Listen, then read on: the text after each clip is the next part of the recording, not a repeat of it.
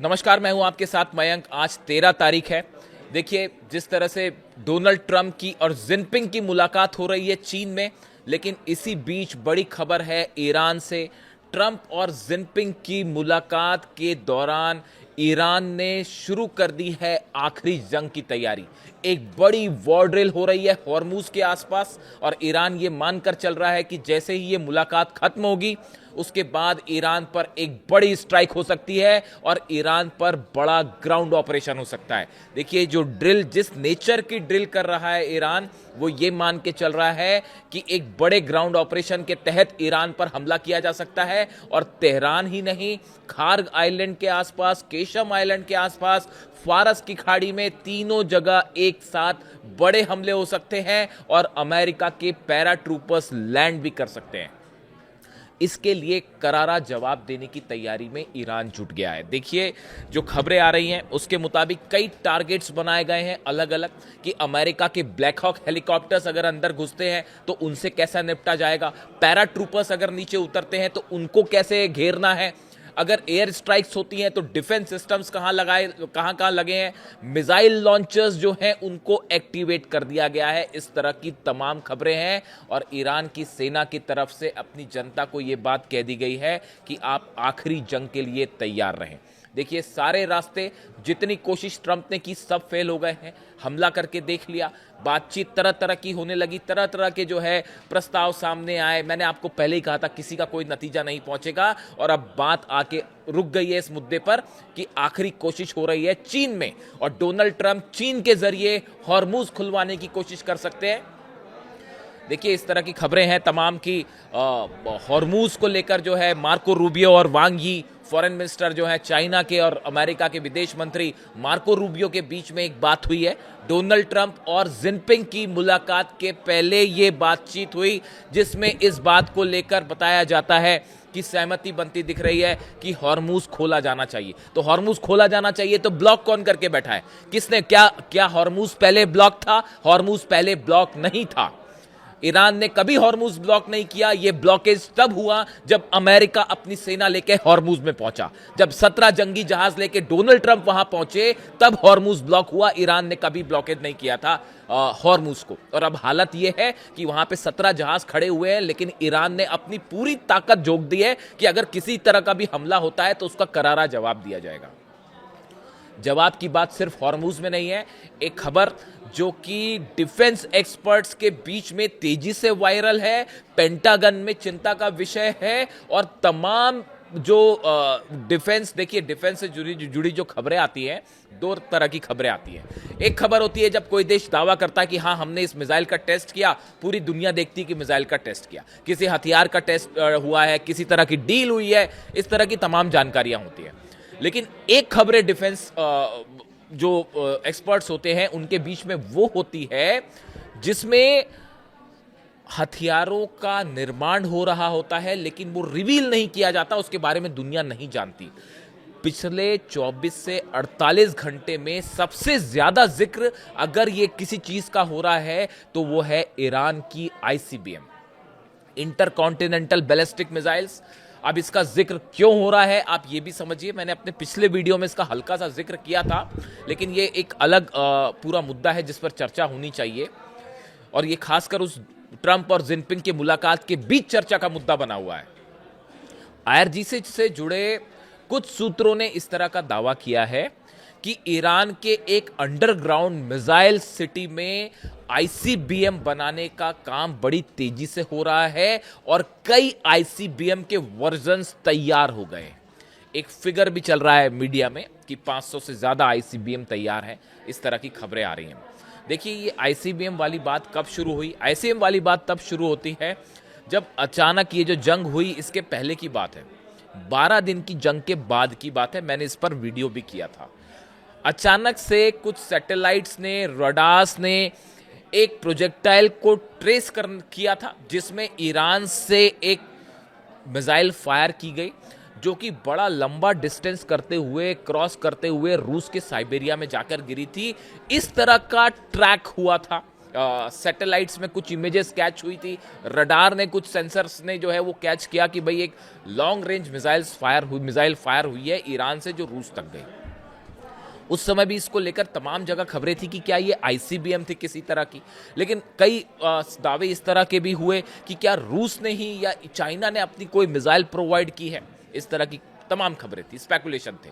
लेकिन अब जो दावे हो रहे हैं, बताया जा रहा है कि जब से ये सीज फायर हुआ, 40 दिन की जंग हुई, उसके बाद से जो सीज फायर हुआ है, इस सीज फायर के दौरान ईरान ने अंडरग्राउंड फैसिलिटी में अपने आईसीबीएम के प्रोग्राम को तेजी से एक्टिवेट किया है और बड़ी संख्या में मिसाइल्स आईसीबीएम्स बन के तैयार है। अब ये दावा देखिए ऐसा है कि ये आरजीसी की तरफ से कोई क्लेम करते हुए कोई जानकारी नहीं दी गई है, ये सोर्सेस के हवाले से खबरें हैं जो आपको कई जगह मिल जाएंगी। लेकिन जब भी इस तरह की कोई खबर ईरान से आती है तो पेंटागन के कान खड़े हो जाते हैं, सीआईए के कान खड़े हो जाते हैं, अमेरिका अलर्ट हो जाता है। क्योंकि देखिए कई बार इस तरह की बातें आ चुकी है, पहले भी कहा जा चुका है कि ईरान वो कैपेबिलिटी विकसित कर रहा है कि वो सीधा वॉशिंगटन और न्यूयॉर्क को हिट कर पाए। इस तरह के दावे कई अमेरिकन सांसद जो हैं उन्होंने किए, कई एक्सपर्ट्स ने भी इस तरह की बातें कही। उसको लेकर उस समय ये कहा गया कि अमेरिका ईरान पर आरोप लगाने की कोशिश कर रहा है, तमाम इस तरह की बातें हैं। लेकिन जब बात ईरान के मिसाइल प्रोग्राम की हो तब किसी भी खबर को सीआईए और पेंटागन बिल्कुल अनदेखा नहीं करते, क्योंकि ईरान ने अपनी मिसाइल से दुनिया की सबसे बड़ी ताकतों को झुका के रख दिया है। ये बात सब जानते हैं। किसी ने सपने में नहीं सोचा था कि अमेरिका जैसा शक्तिशाली देश जो इतना बड़ा डिफेंस सिस्टम लेकर बैठा है, उसके उन डिफेंस सिस्टम की धज्जियां उड़ा देगी फतह, खुर्रम शहर और सेजिल जैसी मिसाइल्स जो हैं, अमेरिका के डिफेंस सिस्टम को उसने तबाह करके रख दिया, इजराइल के डिफेंस सिस्टम को तबाह करके रख दिया। पूरे अरब के 16 बेस तबाह हुए हैं अमेरिका के, और कोई अमेरिका का डिफेंस सिस्टम नहीं रोक पाया। इसलिए ईरान की मिसाइल्स को और ईरान के मिसाइल प्रोग्राम को लेकर जो खबरें आती हैं उसको अब हल्के में लेने की कोशिश नहीं करता अमेरिका। देखिए इस तरह की बात होती है कि अब तक ईरान ने आईसीबीएम फायर क्यों नहीं की। एक बड़ा सवाल मेरे दर्शक पूछते हैं कि भाई अगर आईसीबीएम है तो फायर क्यों नहीं की। देखिए ईरान की तरफ से बार बार ये बात कही जाती रही है, पिछले 5 महीने से ये बात कही जा रही है, इस जंग के कहीं पहले से, कि इस बार हमला होगा तो एक बड़ा सरप्राइज होगा, हम वो टारगेट हिट करेंगे जो कोई सोच भी नहीं सकता। इस तरह के बयान आ रहे थे लगातार पिछले 5 महीने से। एक बड़ा दावा ये हो रहा है कि क्या पिछले 5 महीने से ईरान इस बड़े आईसीबीएम प्रोजेक्ट पे काम कर रहा है। देखिए पिकेक्स माउंटेन के नीचे जो पहाड़ियां हैं, पिकेक्स माउंटेन में जो पहाड़ियां हैं, इसके नीचे जो सुरंगें बनी हुई हैं, इसमें क्या हो रहा है कोई नहीं जानता। दुनिया का कोई बंकर बस्टर बम इसको तबाह नहीं कर सकता। और यहाँ पर ग्राउंड ऑपरेशन करना ऐसा है जैसा शेर की मान में आप जाके खड़े हो जाइए, फिर शेर करेगा जो करना है। यहाँ पर ग्राउंड ऑपरेशन बेहद मुश्किल है, वरना अगर आसान होता तो अब तक डोनाल्ड ट्रंप कर चुके होते। डोनाल्ड ट्रंप को यह बताया गया है कि यहाँ पर ग्राउंड ऑपरेशन आप करने जाएंगे तो आपके हजारों सैनिक मारे जाएंगे। क्या उसके लिए आप तैयार हैं? तैयार नहीं है, इसीलिए ब्लॉकेड करके खड़े हुए हैं, इसीलिए तेल तेल का खेल चल रहा है। और इसमें बड़ा नुकसान चूंकि चीन का भी हो रहा है। जो जहाज निकलते थे हॉर्मूज से 45% तेल जाता है चीन का, वो सब का सब रुका हुआ है, इसलिए चीन को भी बड़ा नुकसान हो रहा है। तो अब चीन भी जो है वो शायद इस बात के लिए तैयार है कि हॉर्मूज तो खोला जाए, लेकिन किस शर्त पर खोला जाए, ईरान को कैसे मनाया जाए, ये तमाम बातें हैं। क्योंकि ईरान की जनता का मूड जो है वो बिल्कुल भयंकर गुस्से में है। ईरान की जनता, ईरान के लोग 1 इंच झुकने को तैयार नहीं है अमेरिका के सामने, और खासकर तब जब ये बार बार प्रस्ताव सामने आते हैं और उसमें इस तरह की बातें होती हैं। डोनाल्ड ट्रंप ने जाने के पहले फिर एक बार कह दिया है कि हमको, जब चाइना के लिए रवाना हो रहे थे, जब अब तो पहुंच गए, लेकिन जब रवाना हो रहे थे तो उन्होंने बयान दिया कि ईरान को हराने के लिए हमें किसी की ज़रूरत नहीं है, हम अकेले ही काफ़ी हैं। यानी बात फिर से उन्होंने फिर ये कहा कि अगर हमारी शर्तें नहीं मानोगे तो हम तबाह कर देंगे। अब अभी तक यही बात समझ में नहीं आई कि भाई अगर तबाह करने की हालत में होते तो कर चुके होते तबाह, कर पाए तबाह, नहीं कर पाए तो बार बार ये बोलने से क्या होगा कि हम तबाह कर देंगे, जो करना है कर लीजिए। ईरान यही कह रहा है, हाँ भैया जो करना है कर लो, हम तैयार हैं, जाओ हमला करके देखिए उसके बाद क्या होता है। तमाम तरह की खबरें आ रही हैं। जो हमले हुए ईरान पे, जो ये 40 दिन की जंग हुई, इसमें जो हमले हो रहे थे, खासकर तेल डिपोज पे और अलग अलग ऑयल ठिकानों पर जो हमले हुए, आइलैंड्स पर हमले हुए, अब उसमें धीरे धीरे चीज़ें निकल के आ रही हैं कि उसमें जो है यूएई के मिराज भी शामिल थे हमला करने में।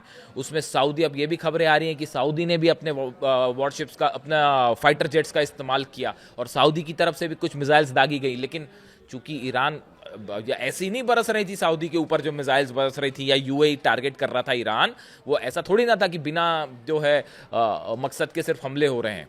बेस पर तो हमले थे ही, लेकिन यूएई और सऊदी में कई जगह मिसाइल्स गिरी हैं। तो ये अब उसकी वजह धीरे धीरे देखिए रिपोर्ट्स निकल के आ रही हैं कि अरब कई देशों से भी हमले हुए थे ईरान पे। तो ईरान ने बिना मतलब के हमले नहीं किए थे, वहीं हमले किए थे जहां से हमले आ रहे हैं, वो पता चल जाता है, उसको आप छुपा के नहीं रख सकते। तो देखिए अब सवाल ये है कि क्या ट्रंप और जिनपिंग की मुलाकात में क्या कोई ऐसा फॉर्मूला तय होगा जिसके लिए ईरान तैयार होगा। लेकिन बात वही है, सवाल हॉर्मुज खोलने का है। अगर आप मेरी व्यक्तिगत राय माने तो, अगर आप मेरी राय पूछेंगे तो हॉर्मुज खोलने के लिए तो एक बार फिर भी कोशिश हो सकती है। अगर पुतिन चाहेंगे और जिनपिंग चाहेंगे तो ईरान को इस बात के लिए कुछ हद तक राजी किया जा सकता है कि हॉर्मुज खुला। अरे तो ईरान तो पहले ही ब्लॉक करके नहीं बैठा था भैया, वो तो आप अपने जहाज लेके आए। ये तो डोनाल्ड ट्रंप की जिद है जिसकी वजह से पूरी दुनिया में हाहाकार मचा हुआ है। आप बताइए, आज पूरी दुनिया परेशान है, पूरी दुनिया परेशान है तेल के लिए। जो हालात अलग अलग देशों में है, जो खबरें हिंदुस्तान से हैं, एशिया से है, यूरोप से है, उन खबरों में आप देख लीजिए क्या हालात है।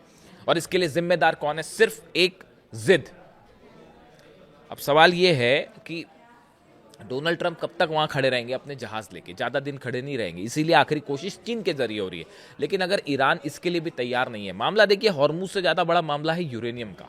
ईरान अपना यूरेनियम किसी हालत में नहीं देगा, और अब तो यह भी कह दिया गया कि 90% एनरिच करेंगे अगर हम पर हमला किया तो। इसका सीधा सीधा मतलब है, देखिए कोई भी देश कभी ये नहीं कहता कि हम 90% एनरिच करेंगे। फ्यूचर टेंस में कभी बात नहीं होती। कोई भी देश जब ये बयान देता है, इसका मतलब होता है कि वो ऑलरेडी उसने वो चीज़ कर ली है। यानी मतलब मेरी समझ तो यही कहती है कि भाई अगर आप डिफेंस एक्सपर्ट के पॉइंट ऑफ व्यू से समझें तो ईरान जब ये कह रहा है कि अगर हम पे आपने हमला किया तो हम 90% एनरिच करेंगे, वो करेंगे नहीं है, वो फ्यूचर टेंस नहीं है जी, वो ऑलरेडी क्षमता हासिल हो गई होगी। इसीलिए ट्रंप अभी तक हमला नहीं कर पाए, क्योंकि वो कभी भी एटम बम में कन्वर्ट हो जाएगी। आप कभी ये नहीं पता लगा सकते कि ईरान का यूरेनियम कहाँ है, कहाँ जगह, किस किस जगह पर न्यूक्लियर। ये तो आपको पता है ना कि इस्फहान में है, फोर्दो में है, और नतांज में न्यूक्लियर प्रोग्राम है, बुशर में चल रहा है। इसके अलावा कितनी साइट्स ऐसी हैं पिकेक्स माउंटेन के नीचे जहाँ क्या क्या चीज़ें होंगी, कहाँ कहाँ सेंट्रीफ्यूजेस होगा, क्या आपको पता चल जाएगा? किसी को नहीं पता चल सकता, CIA को नहीं पता चल सकता, ना मोसाद को पता चल सकता। ऐसे हालात में ईरान के पास सरप्राइजेस के लिए तैयार रही है, जिसमें ICBM हो सकता है कि वॉशिंगटन न्यूयॉर्क तक की रेंज हो, और नहीं तो कम से कम जो है वो यूरोप के कई देश तो उसमें शामिल हो ही जाएंगे उस रेंज में। इस तरह की आशंकाएं हैं। यानी अब नज़र है ट्रंप और जिनपिंग की मुलाकात पे, और बड़ी जंग की तैयारी में है ईरान। आप देखिए 24 घंटे के अंदर तस्वीर साफ होती दिखाई देगी। आप कमेंट करके बताइए वीडियो कैसा लगा। Thank you so much.